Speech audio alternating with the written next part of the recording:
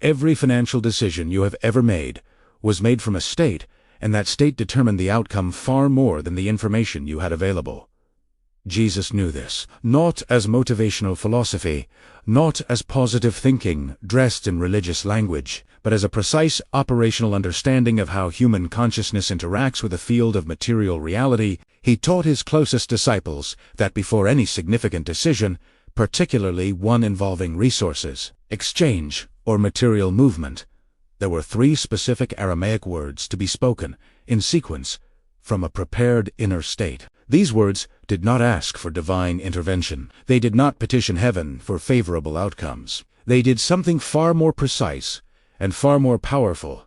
They aligned the inner instrument of the practitioner with the frequency of clarity, abundance, and discernment, so that the decision itself emerged not from fear or scarcity or ego-driven urgency, but from the deepest, most coherent layer of awareness available to a human being. Those 3 words still exist. They still carry their full original weight. And tonight, for the first time, you are going to understand exactly what they are and why they work. Money, consciousness, and the Aramaic framework. The modern world treats financial decisions as primarily informational problems. You gather data, analyze options, calculate risk, and choose. And yet the track record of this approach, even among highly educated, highly informed people, is remarkably inconsistent. The same individual who makes brilliant decisions in one period makes catastrophic ones in another, despite having access to the same analytical capabilities. The variable that changes is not information. It is state, the inner condition from which the decision is made.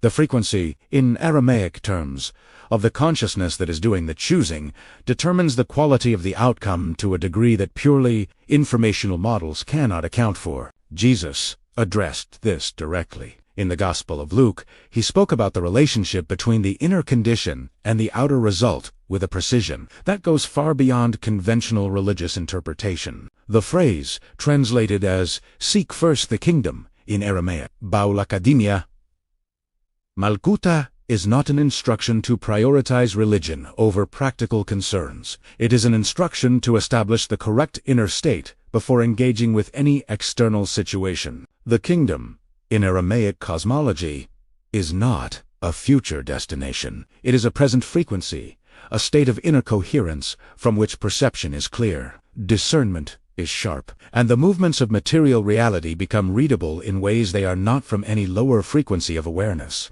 The Aramaic tradition that Jesus operated within had developed, over centuries of practical refinement, a set of specific words and protocols for establishing this state rapidly, particularly before decisions, involving material exchange, resource allocation, and the movements of abundance through a person's life. These were not magic words in the folkloric sense. They were precision instruments, vibrational tools whose specific sounds, when spoken from the correct inner preparation, produce measurable shifts in the practitioner's state and, through that shift, in the quality of the decisions that followed. 3 of these words formed the core protocol for financial clarity, and each one addressed a different layer of the interference that corrupts financial decision-making at its source. The first word, Ephatha, opening the field of perception.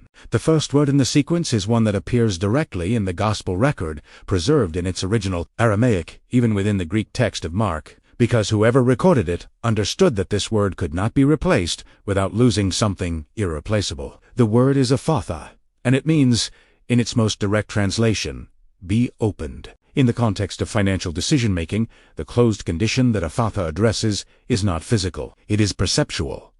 Fear closes perception.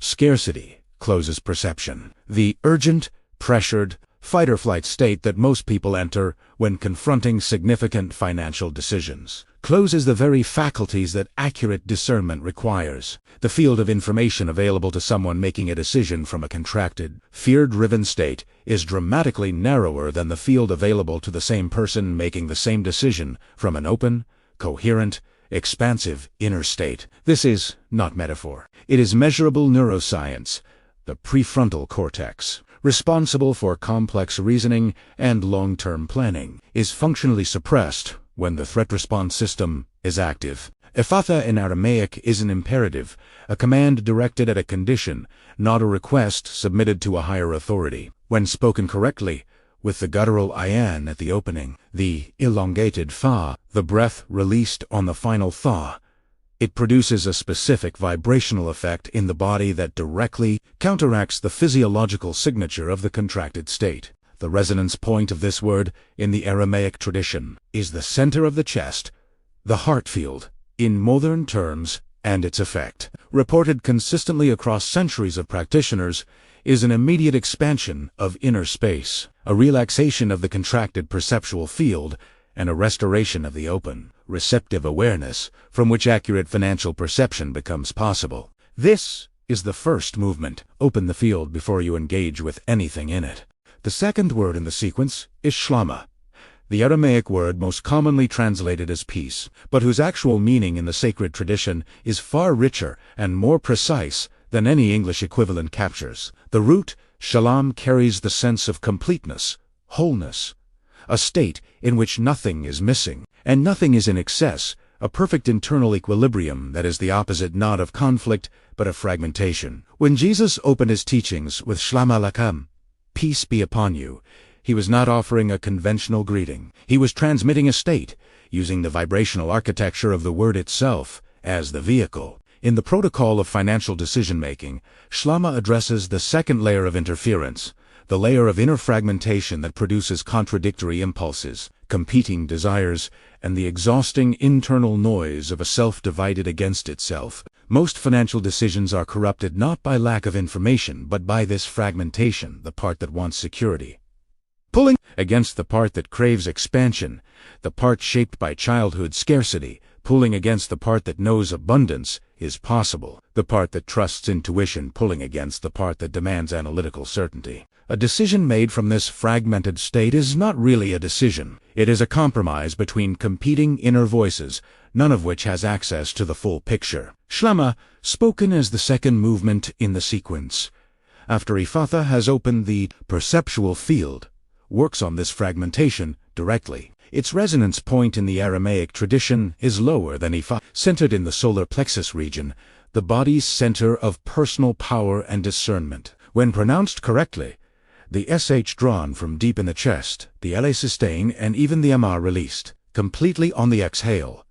It produces an integrating effect, drawing the competing inner voices into a single coherent direction, not by suppressing any of them, but by establishing a ground of wholeness beneath them, from which the deepest layer of knowing, what the tradition calls sacred knowledge, can finally be heard. The third word, hey, aligning with the living flow of abundance. Third word completes the sequence and addresses the deepest layer of financial interference, the one that operates not in the realm of perception or fragmentation, but at the level of the practitioner's fundamental relationship with abundance itself. The word is hey, an Aramaic word that appears throughout the teachings of Jesus and is most often translated simply as life. But in the Aramaic tradition, hey is not biological life in the narrow sense. It is the living, self-renewing, inexhaustible creative force that underlies all of manifest reality, the flow from which all material forms, including money, resources, and abundance, continuously emerge. Jesus used hey in contexts that make no sense if you read it as simply meaning biological survival. I am the way, the truth, and the hey, the living force, the self-renewing flow. I came that they might have hey, and have it abundantly. The abundance he was pointing to was not metaphorical richness. In the Aramaic framework, hey is the actual source field from which material abundance flows, and the practitioner's relationship to that field. Their degree of alignment with its living movement directly determines what moves toward them and through them in the material world. The third movement in the protocol, speaking hey after the field has been opened by Ephatha and the ground of clarity, established by Schlama, is an act of conscious realignment with this living flow. Its resonance point in the tradition is the full length of the spine, a full-body vibration that the correct pronunciation produces when the preceding two movements have been completed. When spoken from this prepared state, Hay does not petition abundance from outside. It restores the practitioner's awareness of their own nature as a movement within the living flow, not separate from it, not cut off from it by fear or scarcity belief, but already within it, already carried by it, already operating from the frequency that draws material reality into coherence rather than pushing against it. The protocol in practice. How to use all three, tonight spoken. First, Ephatha Schlama is spoken. Second, Hay is spoken. Third, understanding the three words separately is valuable. Using them in sequence, correctly, is transformative. The protocol is not complicated, but it is precise, and the precision matters. What follows is the structural outline of how Jesus transmitted this practice to his closest disciples, as preserved in the Aramaic oral tradition that has carried it across 2,000 years to the present moment. The first requirement is timing. This protocol is most effective when used immediately before engaging with any financial decision, before opening a contract, before making an investment call, before entering a negotiation, before agreeing to any significant exchange of resources. It can also be used at the end of the day as a preparation for the night threshold, to clear the accumulated interference of the day's financial anxieties before they compound in the sleeping state. The entire sequence takes less than 3 minutes. Its effects are immediate and measurable to anyone who approaches it with the correct inner preparation. The second requirement is posture and breath before speaking any of the three words. The practitioner establishes a specific physical alignment, spine upright, breath slow, and even the body's energy drawn inward rather than scattered outward into the concerns of the external situation. This is the acoustic preparation, tuning the instrument before playing it. The third requirement is sequence and intention. Ephatha is spoken first, directed inward, toward the contracted perceptual field, commanding it to open. Schlama is spoken second, directed toward the fragmented inner voices, establishing the ground of wholeness beneath them. Hay is spoken third, directed not at any specific outcome, but at the practitioner's own alignment with the living flow of abundance, restoring the frequency from which right action and right decision naturally emerge. 3 words, 3 movements. 1. Prepared state, and from that state, every financial decision made carries a clarity, a coherence, and a quality of alignment that decisions made from fear or fragmentation simply cannot access. Spoken first, Ephatha.